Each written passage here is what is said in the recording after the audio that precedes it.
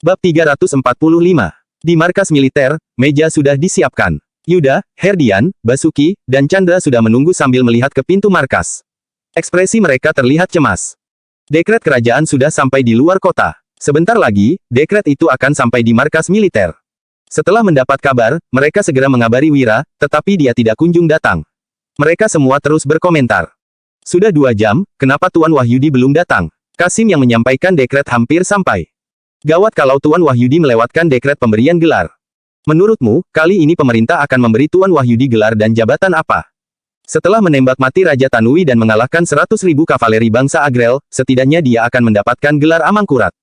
Tiba-tiba, terdengar suara yang nyaring. Dekret kerajaan sampai. Sekelompok kuda bergegas masuk ke markas militer. Orang yang memimpin adalah Kasim yang menyampaikan dekret. Ekspresi pengawal kerajaan tampak serius. Siap, seru Yuda yang gembira dan juga cemas. Dia langsung bersujud dan berterima kasih.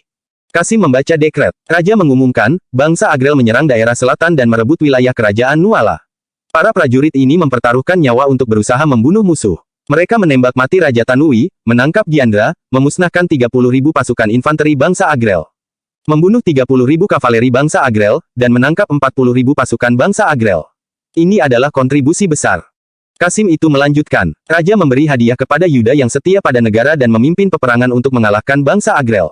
Raja memberinya gelar Amangkurat Wutari yang akan diwariskan seterusnya dan diangkat menjadi Panglima Besar Utara. Mulai hari ini, Yuda sudah mulai bertugas dan harus kembali ke ibu kota kerajaan untuk melapor. Sampai di sini, Kasim yang menyampaikan dekret berhenti sejenak, lalu menyimpan dekret dan menyerahkannya kepada Yuda. Terima kasih, Raja, ujar Yuda yang menerima dekret. Dia mengernyit karena merasa sedikit tidak senang. Biasanya, orang yang memiliki kontribusi paling besar akan mendapatkan gelar terlebih dahulu saat pembacaan dekret.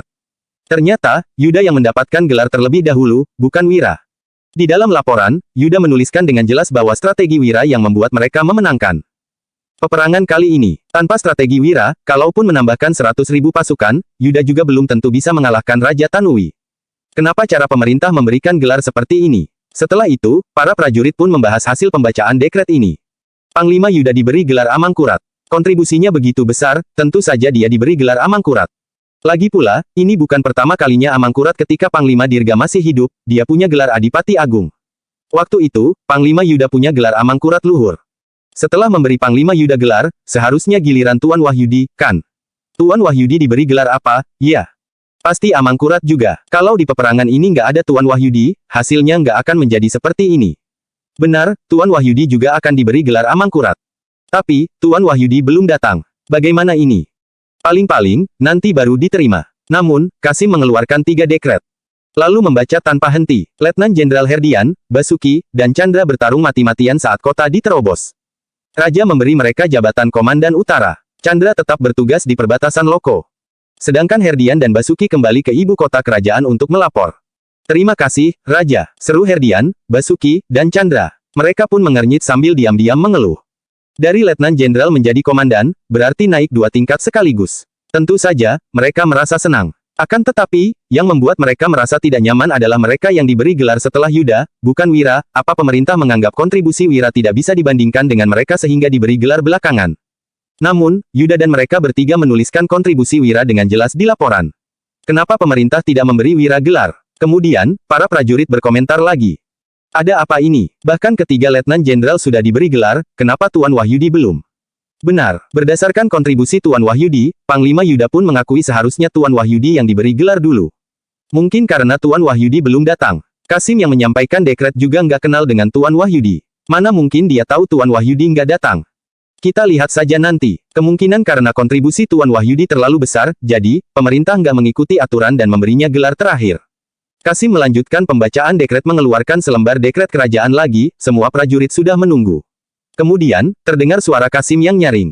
Raja mendengar bahwa perbatasan Loko diterobos. Ada prajurit kerajaan Nuala yang dipaksa menyerah pada bangsa Agrel, menurut aturan kerajaan Nuala, orang yang berkhianat harus mati dan 9 generasi keluarganya harus dimusnahkan. Bab 346. Seluruh prajurit pembelot berdiri dengan ketakutan. Kasim pengirim pesan melanjutkan. Untungnya, ada Amangkurat Yuda yang memohon belas kasihan untuk kalian. Kalian juga berjasa dalam pertempuran besar, jadi, aku akan memberikan pengampunan untuk kesalahan kalian. Untuk sementara waktu, kalian tetap bertugaslah dalam militer. Jenderal akan menentukan tanggal pembebasan pakaian militer dan mengembalikan kalian ke tempat asal. Terima kasih atas pengampunan Raja. Semua prajurit pembelot tampak menangis, Wira ternyata tidak berbohong. Setelah memenangkan pertempuran besar, Raja memang akan mengampuni mereka. Usai menyimpan dekret kerajaan, Kasim pengirim pesan tampak mengepalkan tangannya. Dia berkata sambil tersenyum, "Selamat, Amangkurat Yuda. Kamu dianugerahi gelar kebangsawanan Amangkurat."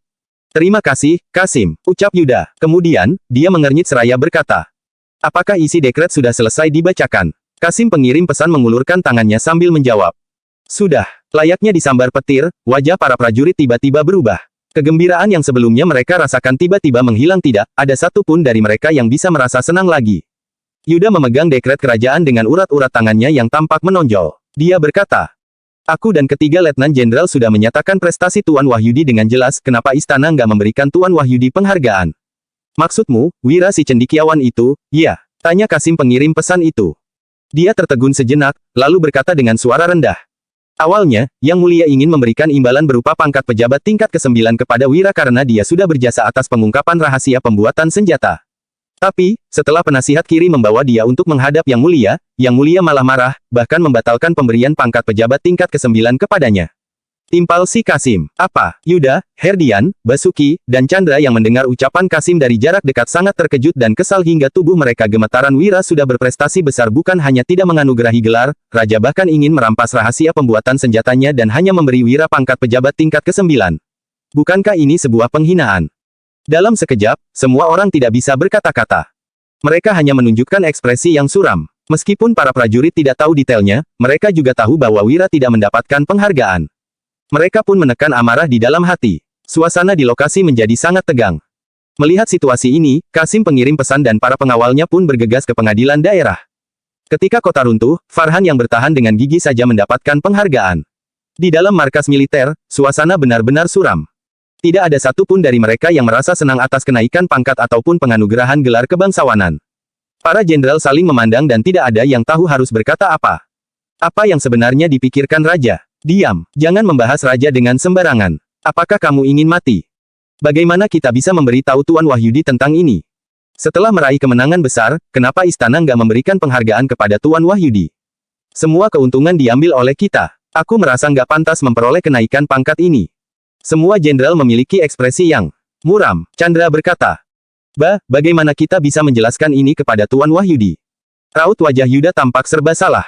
Kemudian, dia berkata, "Istana nggak menganugerahi gelar apapun untuk Tuan Wahyudi. Aku bahkan nggak berani menghadap dia lagi. Aku yang meminta dia untuk ikut berperang, alhasil, aku dianugerahi gelar Amangkurat, tapi dia malah, hais." Basuki meninju dadanya sendiri seraya berkata, "Aku merasa sangat tertekan sekarang. Ini benar-benar sulit untuk diungkapkan. Aku juga nggak tahu bagaimana cara menghadap Tuan Wahyudi, tapi aku punya cara untuk melampiaskan emosi." Herdian menggertakkan giginya. Dia menceritakan perihal para keluarga bangsawan dalam kota yang bekerja sama untuk menindas Wira. Setelah para jenderal mendengarnya, mereka semua pun bergegas menuju penjara dengan aura yang sangat ganas, termasuk Yuda. Melihat sekelompok orang dengan aura ganas itu, anggota keluarga Yumnandi tampak sangat ketakutan. Banyu berkata dengan tegas, "Apa yang ingin kalian lakukan? Aku peringatkan, kalian sebaiknya jangan macam-macam. Keluarga Yumandi memiliki hubungan dengan kabinet dan bisa menghubungi Raja Ah." Begitu mendapati bahwa dirinya tidak dianugerahi gelar kebangsawanan, Wira sontak merasa sangat lega. Dia sudah melihat terlalu banyak situasi seperti ini pada akhir zaman dinasti kerajaan dalam sejarah Atrana kuno, orang jahat memerintah dan pahlawan sejati tidak dihargai, misalnya Panglima Dirga dalam era ini. Apa akhir yang diterima olehnya setelah berjuang untuk negara? Itu sebabnya, Wira tidak pernah berpikir untuk bergabung dengan istana dan menjadi pejabat. Dia bahkan takut untuk menerima penghargaan dari istana. Jika tidak, Wira akan dianggap melawan perintah bila menolaknya. Kini, setelah memenangkan pertempuran besar, dia sebenarnya juga mendapatkan sesuatu sebagai imbalan. Selama 3 hari ini, para keluarga bangsawan, keluarga besar, dan pejabat-pejabat datang untuk menebus properti mereka. Bab 347. Koin perunggu, uang perak, uang emas, dan uang kertas langsung diangkut dalam jumlah besar ke rumah Wira menggunakan gerobak. Dengan modal rendah 3 miliar gabak, Wira telah menjual sebagian besar dari asetnya dengan keuntungan 40 hingga 50 kali lipat, yang melebihi ratusan miliar gabak. Masih ada banyak aset yang tersisa. Wira bisa dikatakan kaya mendadak. Kekayaan ini menjadikan Wira sebagai orang terkaya di kota pusat pemerintahan Jagabu, bahkan bisa masuk dalam peringkat 100 teratas di kerajaan Nuala. Selain itu, Wira telah menguasai seluruh kupon garam dan kutipan garam di kota pusat pemerintahan Jagabu untuk tahun depan. Wira meminjamkan uang kepada pekerja di tambak garam Vika agar mereka dapat kembali memproduksi garam.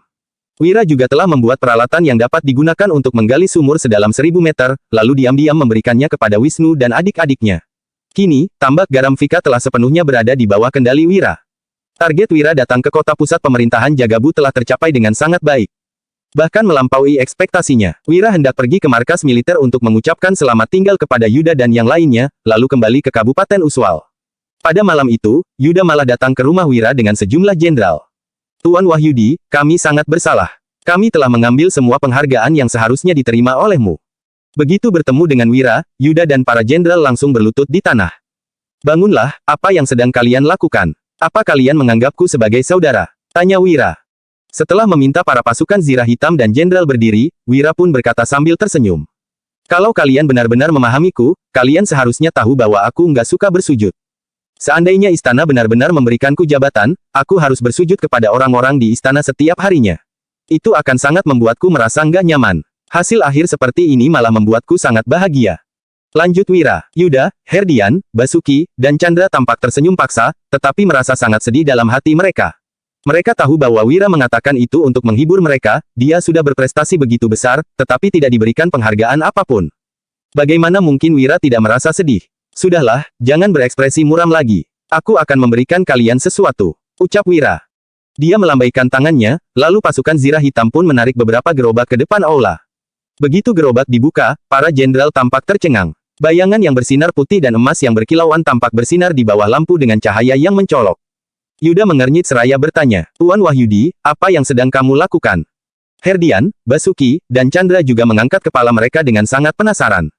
Ketika prajurit bangsa Agrel mendekat, aku membeli banyak properti di dalam kota dengan uangku. Saat itu, harganya masih murah setelah pasukan bangsa Agrel sudah pergi sekarang, nilai aset kembali naik, jadi, aku menghasilkan banyak uang dari sana. Jelas Wira. Ini adalah sesuatu yang tidak bisa dirahasiakan. Wira melanjutkan. Meskipun aku yang membuat rencana untuk pertempuran ini, nyatanya para jenderal dan prajurit yang berjuang bersama dan mempertaruhkan nyawa untuk meraih kemenangan. Jadi, aku ingin membagikan sebagian uang ini kepada kalian semua. Tuan Wahyudi, para jenderal mulai berlinang air mata dan merasa terharu. Meskipun istana tidak memberikan Wira penghargaan yang pantas, pria ini masih saja ingin membagikan keuntungan dengan mereka. Wira membagikan seraya berkata, Yuda, kamu mendapatkan 5 miliar gabak, Chandra, Basuki, Herdian, kalian masing-masing mendapatkan 3 miliar gabak. Jenderal pendamping masing-masing mendapatkan 1 miliar gabak. Jenderal batalion mendapatkan 800 juta gabak. Komandan mendapatkan 600 juta gabak. Wira melanjutkan. Untuk pasukan, prajurit yang tewas mendapatkan 10 juta gabak, prajurit yang cacat mendapatkan 8 juta gabak, prajurit yang terluka ringan mendapatkan 6 juta gabak, prajurit yang selamat mendapatkan 5 juta gabak, dan prajurit yang membelot mendapatkan 3 juta gabak. Sekelompok orang itu tercengang. Banyak jenderal berpangkat rendah yang bahkan menangis. Biasanya, sudah bagus jika seorang atasan membagikan keuntungan dengan mereka, bagaimana mungkin mereka akan berinisiatif untuk memberikan uang? Yuda tertegun sejenak, lalu mengernyit seraya berkata, Nggak bisa, ini terlalu banyak. Kalau dibagikan ke semua prajurit, itu membutuhkan lebih dari 100 miliar gabak, ini lebih banyak daripada kompensasi yang akan diberikan istana.